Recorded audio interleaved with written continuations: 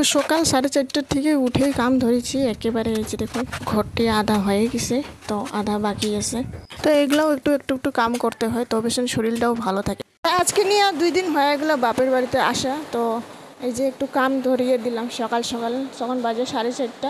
মাটি ফেলাইছিল, তো সরকারি ঘর ঢুকছিল বাপের বাড়িতে। এটাই মানে মা তো একলা একলা, তো কি করবে।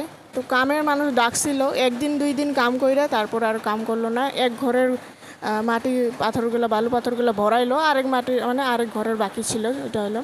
তো এখন আমার মা মেয়ে ভালো করে ওইভাবে এই যে মাটি একটু একটু করে ফেলাইয়ে দিলাম। তো যাই হোক, যতদূর আগাইতে পারলে আগাইলো, তাহলে আরও কোনো কথা নাই। এই যে দেখুন বৃষ্টিও পড়তেছিল, আর একটু ভিজেই গেলাম। বৃষ্টিতে ভিজে ভিজে একটু কাজ করলেও কেন গরম লাগে। আর সকাল সকাল যদি কাম ধরলে না শরীরকে ঘামিয়ে যায়, আর ঘেমে গেলে তো আর এদিকে বৃষ্টি পড়লে তো শরীরটা আর বেশি ঠান্ডা হয়ে থাকে। তো একটু ভিজলেও কোনো কথা নাই। যাই হোক, কামটা আগাইয়ে দিলে অনেক ভালো কথা।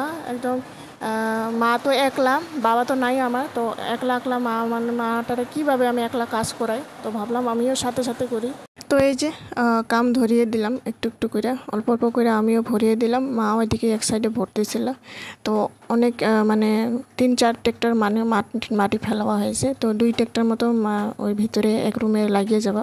তো আরেক রুম ভরা হয়ে গেছে, তো আরেক রুমটাতে আদা করতেছি।